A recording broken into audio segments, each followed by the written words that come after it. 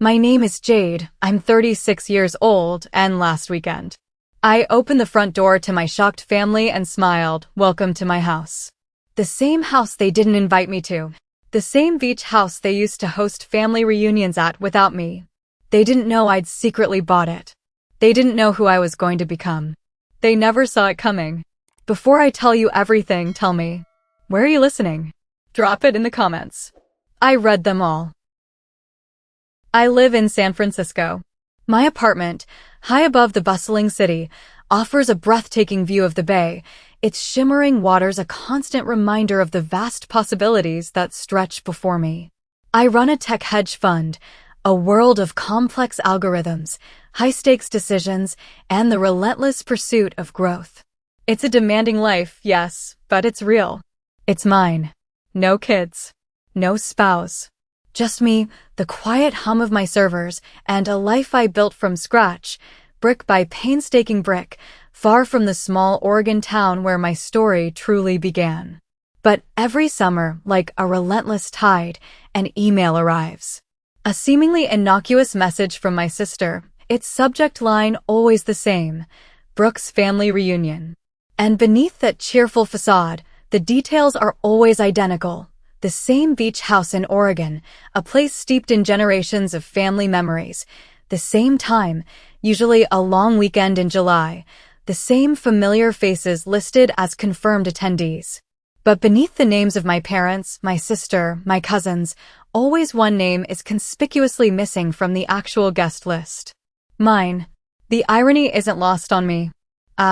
The one who navigated the treacherous waters of the tech world, who built a financial empire from nothing, am still deemed unworthy of a seat at the family table, an outsider peering in at a party I'm explicitly excluded from.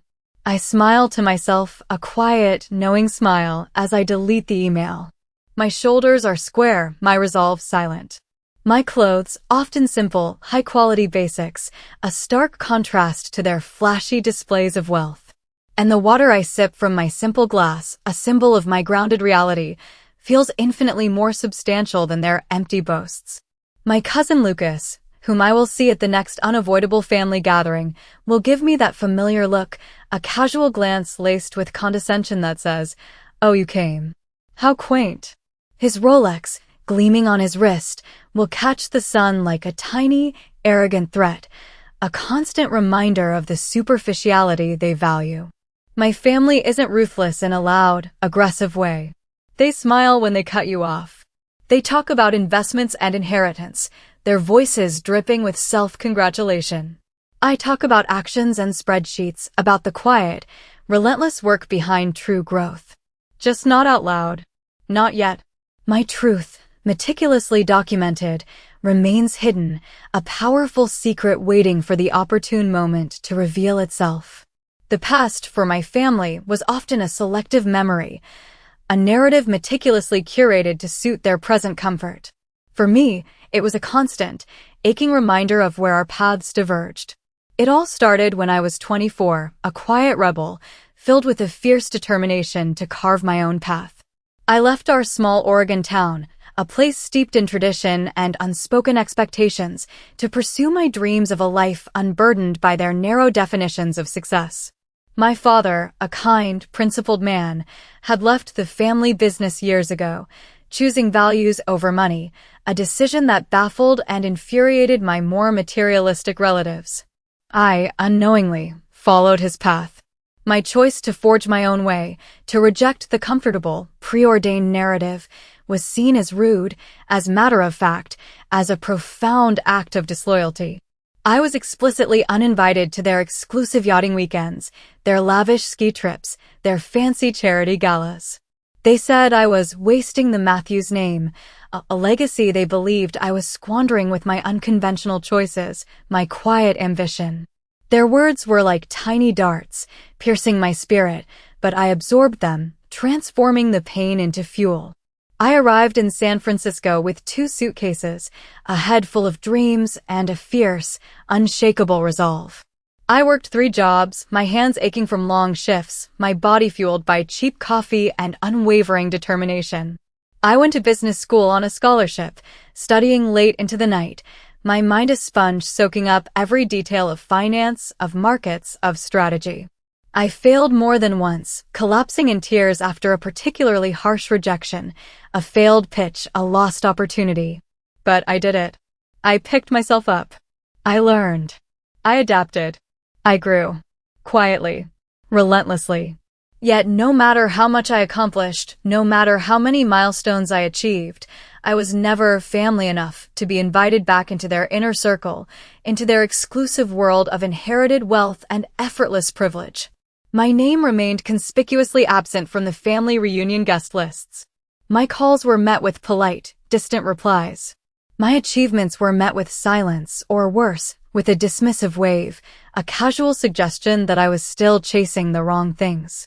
I lived in a tiny studio apartment above a bakery, the comforting scent of warm bread a constant presence, a stark contrast to the grand houses my family inhabited.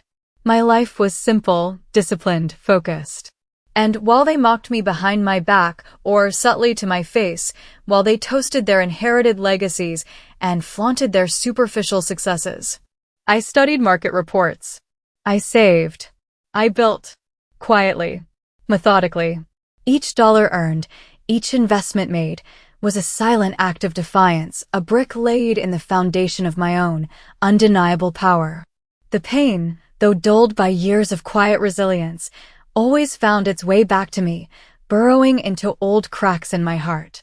Last year's family meeting, held in Charleston, the air thick with humidity and unspoken tension, pushed me to a new breaking point. We sat around her mahogany table, heavy and ornate, polished to a mirror sheen, reflecting our strained smiles.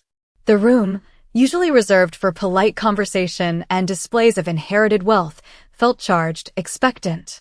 Aunt Valerie, her voice dripping with condescending amusement, her gaze sharp and assessing, turned to me. "Claire, darling," she purred, her words a subtle jab. "What's your net worth now? Can you even spell portfolio?" Laughter. A ripple of polite, condescending chuckles spread around the table, a collective dismissal of my quiet efforts. Then Uncle Frank, his voice booming with forced bonhomie, chimed in. "She's making a modest contribution to the family average, Valerie. Let's not be too hard on the artistic types." His words, a casual cruelty, reduced my entire existence to a dismissive joke, a contribution so small it was barely worth mentioning. That night, alone in my hotel room, the city lights twinkling indifferently outside my window, I cried. Not because I was weak, not because their words shattered me completely, but because they never asked what I'd built. They never asked about the years of quiet discipline, the sleepless nights, the sacrifices. They didn't care about the substance, the effort, the truth of my journey. They only saw what was shiny, what was easily displayed, what fit neatly into their narrow definition of success. The tears were hot, stinging, washing away the last vestiges of my hope for their approval, for their understanding. It was the crushing weight of being utterly, completely misunderstood and undervalued by the very people who claimed to be my family. The air in the room felt heavy, suffocating, permeated by the bitter scent of their casual contempt. The internal break was quiet, profound. I almost didn't come back this year. The thought of enduring another round of their condescension, their subtle dismissals, their casual cruelty, made my stomach clench. I told myself I didn't need them. I had built a life, a thriving career, a world of my own making, far removed from their judgments. I had found peace in my quiet solitude, a profound sense of self-worth that no longer depended on their approval. But as I walked through my mother's meticulously manicured garden before the gathering, the very place where my father, in a rare moment of genuine wisdom, had once said, "Claire, the roots are more important than the flowers," I knew I had to show them. Not out of anger, not to punish, but out of principle. For myself. For the quiet, principled man my father truly was, a man whose values they had long forgotten. It was about reclaiming my narrative, about illuminating a truth that had been hidden for too long. My presence would be a silent, undeniable statement. The air in the grand ballroom was thick with the scent of expensive perfume and unspoken tension as the family meeting began. They sat at the familiar mahogany table, polished to a blinding sheen, their faces composed, their smiles fixed. The atmosphere was charged, expectant. I sat quietly, observing, my presence a calm counterpoint to their brittle composure. I let them perform, their voices rising and falling in familiar cadences of self-congratulation. I waited. When they pulled up slides of their portfolios and carefully curated real estate records, displaying their collective wealth on a massive projector screen, I watched, my face neutral. I listened as they boasted about their latest investments, their soaring net worths, their plans for the future. I knew their numbers. I knew the truth behind their inflated claims. The moment came. They began to discuss the luxury apartment building where many of them lived, a prime piece of real estate in downtown Charleston. It had recently been sold, quietly, to a new mystery owner. They spoke of wanting to pressure this new mystery owner to buy it cheap, to exert their influence, to ensure their continued dominance. Their voices dripped with greed, with entitlement, with a palpable sense of their own untouchable power. And then I finally stood up. My chair scraped softly against the polished floor, a small sound that nonetheless cut through their self-absorbed murmuring. All eyes turned to me. Their smiles faltered. "That's funny," I said, my voice calm, clear, resonating with a profound, unyielding truth. "Because I'm the mystery owner." Dead silence. The kind that drops like a stone, heavy and absolute. Lucas, my cousin, his face pale, his eyes wide with shock, dropped the phone he'd been scrolling through. It hit the floor with a dull thud unnoticed. Aunt Valerie gasped, a sharp, choked sound. Their faces, shock, confusion, dawning horror, and finally, profound, inescapable shame, were a mirror reflecting everything they had ever shown me. Disbelief, judgment, dismissal. Now it was their turn to feel it. "I bought the building last year," I continued, my voice steady, precise, each word landing with definitive weight. "Through a holding company. You're my tenants." Their faces crumpled. They were stunned. Not because I was loud. Not because I had screamed. But because I had the receipt. Because I had the truth. Because I had built something real, undeniable, while they laughed. The silence in the room was absolute, a profound vacuum filled only with the echo of my words, of their shattered pride. I didn't mock them. I didn't gloat. There was no theatrical flourish, no triumphant sneer. My victory was internal, a profound sense of peace. I simply presented my portfolio, my personal one, which I had brought in a simple, unadorned folder. I laid it on the mahogany table, its pages stark white against the dark wood. 17 properties, acquired methodically, strategically, over years. My net worth, a staggering $65 million. No loans. No inherited wealth. All built from scratch, from pure grit, from relentless dedication, while they laughed at my modest contributions. My quiet success, now laid bare, spoke volumes louder than any shouting match. I turned down their sudden, frantic offer of partnership, their desperate attempts to pull me back into their orbit, to claim a piece of my triumph. My refusal was firm, unequivocal. I owed them nothing.